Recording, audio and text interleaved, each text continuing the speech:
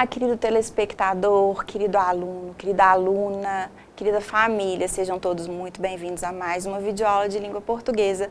Eu sou a professora Nadi e hoje, para o 9º ano, a gente vai falar sobre pontuação. Ai, professora, eu já estou cansada desse negócio de falar de pontuação toda vez. Mas, quanto mais a gente pratica, melhor a gente fica. E, pontuação, tenho certeza, você está no 9º ano, mas certeza que quando você vai responder alguma questão lá da sua aula de português ou de outras matérias, ou quando a professora te pede para escrever alguma redação, ainda ficam dúvidas, não é mesmo? Então vamos lá, vamos revisar esse conteúdo que é tão importante na vida da gente. Inclusive, durante a aula de hoje, a gente vai analisar algumas confusões que poderiam ter sido evitadas se as pessoas usassem adequadamente a pontuação. Olha só, então a pontuação ela é constituída por recursos de linguagem empregados na língua escrita. Tem função de demarcadores de unidades e sinalizadores de limites de estruturas sintáticas nos textos escritos. Cumprem o papel dos recursos prosódicos, ou seja, aqueles recursos que eu uso na fala, na linguagem oral, utilizados na fala para darmos ritmo, entonação, pausas e indicarmos os limites sintáticos e unidades de sentido. Quando eu estou falando com a pessoa, eu uso a entonação correta, eu faço as pausas necessárias, então eu tenho esses recursos quando eu uso a linguagem oral. Mas, na linguagem escrita, eu preciso, às vezes, demonstrar, né, essas pausas, essas entonações, esse ritmo de alguma maneira. E aí que entra a pontuação. Então, na fala, nós temos o contato direto com os nossos interlocutores. Por isso, contamos também com os nossos gestos, para tentar deixar claro aquilo que queremos dizer. Na escrita, porém, são os sinais de pontuação que garantem a coesão e a coerência interna dos textos, bem como os efeitos de sentido dos enunciados. Então, quando eu estou, né, frente a frente, quando eu estou vendo, né, com quem eu estou falando, eu tenho ainda a linguagem corporal, os gestos, a leitura labial, mas num texto escrito, né, eu não tenho esses recursos. Então, a pontuação vem aí para nos dar apoio nesse sentido. Vamos lá, o primeiro que a gente vai analisar, não podia ser diferente, é o nosso ponto ou ponto final. Ele é usado para terminar uma ideia, um discurso, indicar o final de um período e também para abreviar algumas palavras. Olha só esse trecho aqui, ó. Acordei e logo pensei nela e na discussão que tivemos, finalizei aqui um período. Depois saí para trabalhar e resolvi ligar e pedir perdão. Olha só, 2 períodos, né? Então, ações diferentes, finalizei aqui com ponto. O filme recebeu várias indicações para o Oscar. Ponto final. Certo? Uma frase aqui, um trecho curtinho, finalizei com ponto final. Esse acontecimento remonta ao ano 300 a.C., segundo afirmam os nossos historiadores. Bom, então aqui eu tenho ponto final para finalizar o período. E olha aqui, tem um uso diferente, estou abreviando aqui a data aqui, né, antes de Cristo, também com ponto final. Senhor João, lamentamos informar que o seu voo foi cancelado. Aqui também, né, o ponto final, indicando aí o final da frase, do período, e aqui também como abreviatura, certo? De senhor. Vamos lá. Adiante, então. Os 2 pontos. Os 2 pontos são utilizados antes de uma explicação, ainda para introduzir uma fala, ou ainda para iniciar uma enumeração. Olha só, na matemática, as 4 operações essenciais são 2 pontos, que digam aí os professores, né, Júlia e Fabiana. Adição, subtração, multiplicação e divisão. Então, olha só, eu expliquei quais são, né? Enumerei quais são. Joana explicou, 2 pontos, coloquei até um travessão, não devemos pisar na grama do parque. Descobri onde estava o livro. Onde? Na mochila. Então, coloquei uns 2 pontos aqui, né? Que aí eu expliquei, né? Disse onde estava. Então, uso os 2 pontos. E o ponto de exclamação? Esse vem carregado aí de emoção, de sentimento, né? Surpresa, desejo, susto, ordem, entusiasmo, espanto. Vai depender do contexto para ele transmitir essa sensação para a gente. Então, olha, que horror, ganhei, quieto. Né? Então, mesmo ponto de interrogação, dependendo da entonação e do contexto que ele é utilizado, ele transmite aí, né, ideias, sentimentos diferentes. o ponto de interrogação, para interrogar, para perguntar, né? E se eu tenho um período muito longo, quantas vezes eu não começo a ler, né, com uma entonação, com a entonação de ponto final, lá de afirmação, e no meio da frase eu vejo que eu errei, de repente eu mudo a entonação, eu volto para o início de novo, aí uma curiosidade, né? Na língua espanhola isso não acontece, porque as interrogações, elas iniciam com o ponto final ao contrário, né? Então, a língua espanhola tem essa facilidade que a gente sempre começa a leitura com a entonação adequada. Mas vamos lá. Quer ir ao cinema comigo? Né? Então, uma pergunta aqui, um convite. Será que eles preferem jornais ou revistas? Né? Então, ponto de interrogação. Entendeu? Tenho certeza que sim, né? Bem fácil, bem tranquila essa aula até agora, né? Bom, agora a gente vai começar a aprofundar e dificultar um pouquinho. A vírgula. Bom, a vírgula a gente sempre usa e a gente sempre tem dúvida, não é mesmo? Então, vamos lá, vamos falar um pouquinho. A vírgula, ela serve para indicar uma pausa no discurso, também serve para separar termos com a mesma função sintática e também serve para separar o aposto e o vocativo. Vamos analisar alguns exemplos para que você entenda melhor. Vou precisar de farinha, ovos, leite e açúcar. Olha só, então, separei aqui, né, o que eu fui enumerando. Aqui não precisa, ó. Né? Até poderia colocar farinha, vírgula, ovos, vírgula, leite, vírgula, açúcar. Mas, geralmente, quando eu estou enumerando aqui, né, o último lá, eu uso a conjunção e.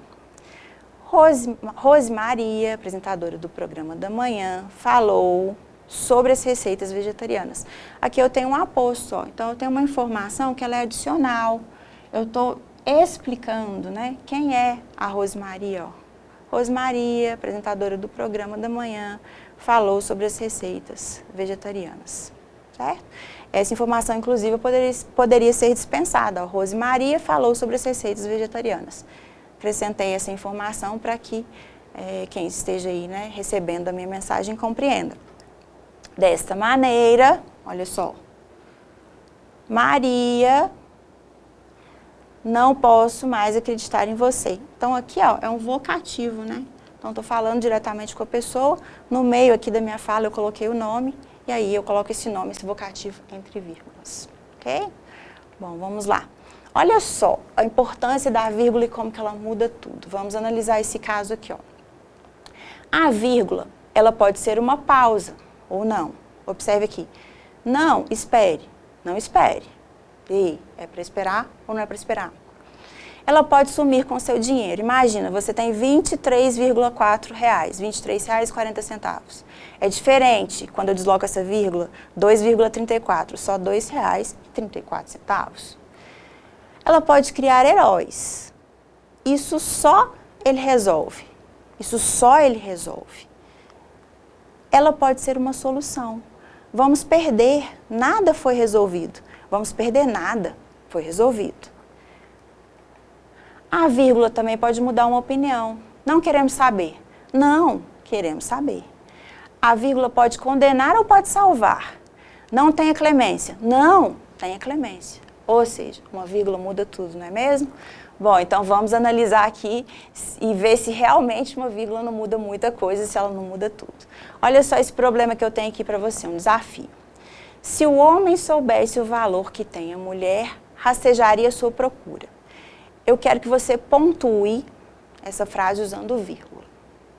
E aí? Se o homem soubesse o valor que tem a mulher, rastejaria sua procura. Olha só. Primeira opção. Se o homem soubesse o valor que tem, a mulher rastejaria sua procura. Bom, tenho certeza que se você é homem, você pontuou dessa maneira. Se o homem soubesse o valor que tem, a mulher rastejaria sua procura. Ora, se você é mulher, né, como eu também sou, provavelmente você pontuou dessa maneira. Se o homem soubesse o valor que tem a mulher, rastejaria sua procura.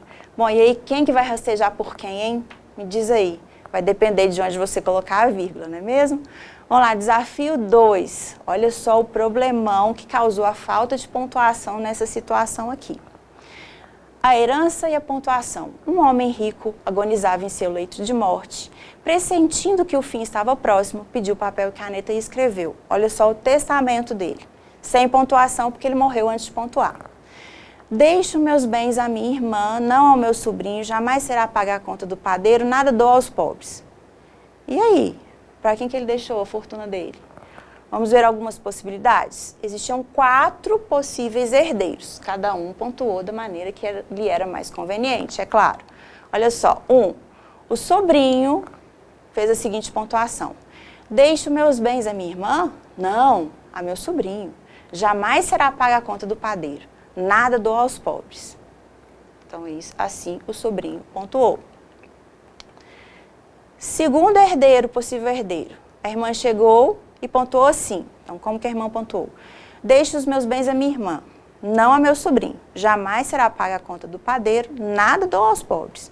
Então, ficou tudo para a irmã de acordo com a pontuação que ela fez. Vamos lá. Terceiro possível herdeiro. O padeiro pediu uma cópia e puxou a brasa, né, para a sardinha dele. Lógico, né, todo mundo quer a herança. Deixo meus bens à minha irmã? Não. A meu sobrinho? Jamais. Será paga a conta do padeiro. Nada dou aos pobres. E aí, dessa maneira, dessa pontuação, o padeiro ficaria com tudo. Quarta possível situação aqui, ó. Aí chegaram os descamisados da cidade. Um deles, sábio, fez esta interpretação.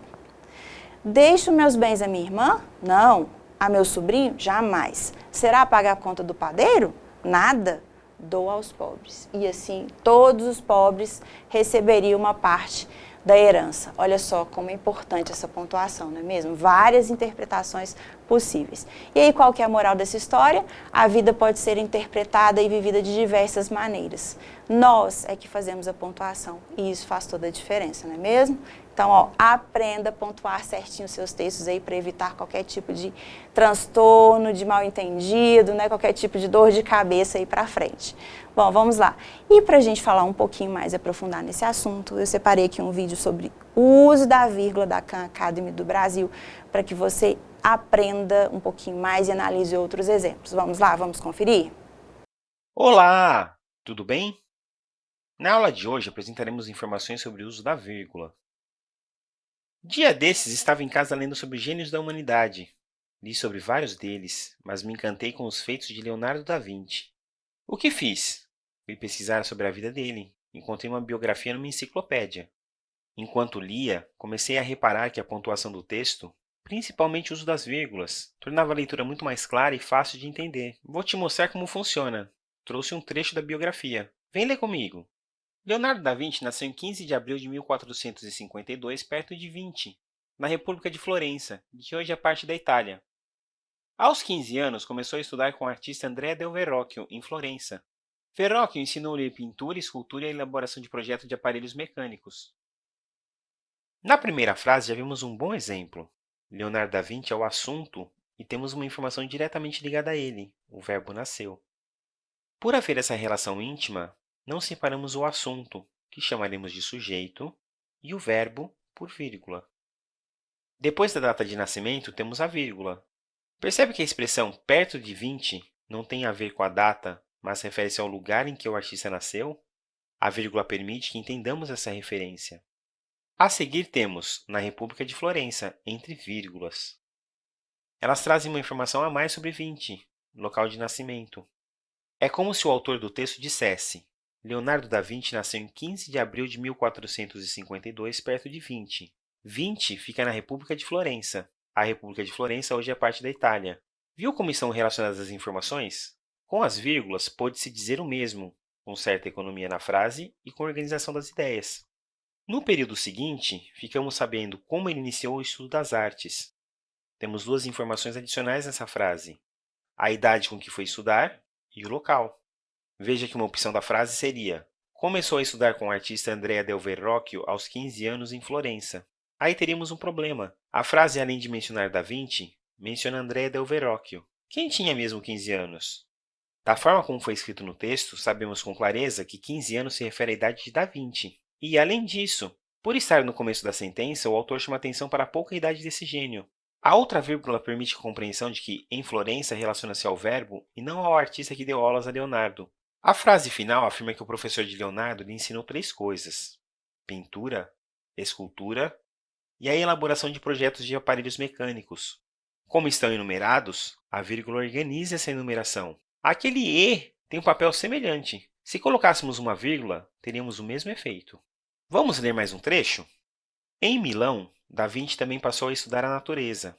Ele pensava que, observando atentamente os objetos e desenhando-os com precisão, um artista se tornaria capaz de adquirir conhecimentos científicos. Anotava suas observações em uma série de cadernos, muitos deles disponíveis para observação e estudos em museus e bibliotecas.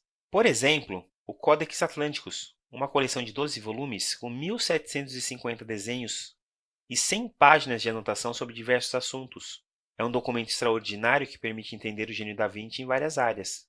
A coleção está na Biblioteca Ambrosiana, em Milão, na Itália. Os cadernos de Leonardo da Vinci tratavam de muitos temas, como pintura, arquitetura, maquinário, a estrutura do corpo humano e a ciência do voo. Numa frase, as palavras ou expressões são vizinhas umas das outras. A ordem natural em que as informações são apresentadas é a seguinte: sujeito, que é o assunto, o verbo, as informações complementares e as informações adicionais. Nessa disposição, chamada ordem direta, em que os vizinhos mantêm relações íntimas entre si, não há necessidade de uso de vírgulas. As 3 primeiras frases, cada uma à sua maneira, rompem essa ordem direta.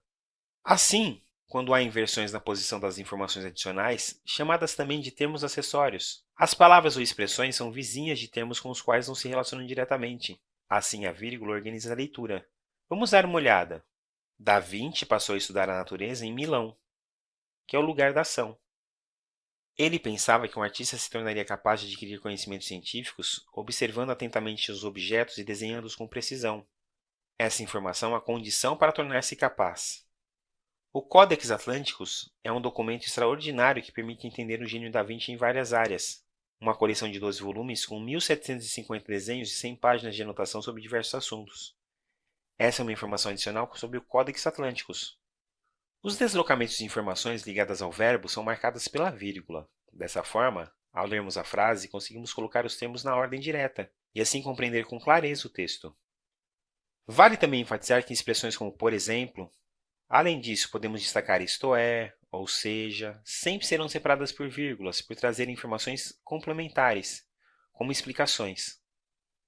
Outro uso da vírgula é feito para organizar palavras ou expressões e orações completas. A frase anotava suas observações em uma série de cadernos, muitos deles disponíveis para observação e estudo em museus e bibliotecas, tem 2 orações completas, enumeradas em sequência. Anotava suas observações em uma série de cadernos é a primeira. Muitos deles, dos cadernos, disponíveis para observação e estudo em museus e bibliotecas. A segunda. O período que encerra o primeiro parágrafo, a coleção está na Biblioteca Ambrosiana em Milão, na Itália, tem não orações em sequência, mas 2 expressões indicando o lugar em que se encontram tais cadernos. Essa organização de palavras, termos e frases enumeradas a gente dá o nome de coordenação. A frase que inicia o segundo parágrafo é semelhante, pois traz expressões que exemplificam os muitos temas estudados por Da Vinci, no caso 5: pintura, arquitetura, maquinário, a estrutura do corpo humano e a ciência do voo. Essas enumerações são sempre marcadas por vírgula, afinal, os termos podem ser vizinhos, mas não estão intimamente relacionados entre si. Ficou curioso para saber mais sobre Leonardo da Vinci? Que tal ler a biografia completa depois dessa aula? Em resumo, nós vimos que a vírgula organiza a leitura, tornando mais claras as informações. As palavras e expressões são vizinhas entre si. Se elas mantêm relações próximas, não usamos vírgulas. Se há deslocamentos, deixam de estar intimamente ligadas aos vizinhos, daí usamos vírgulas. Se enumeramos palavras, expressões e orações equivalentes, usamos vírgulas para deixar clara a coordenação.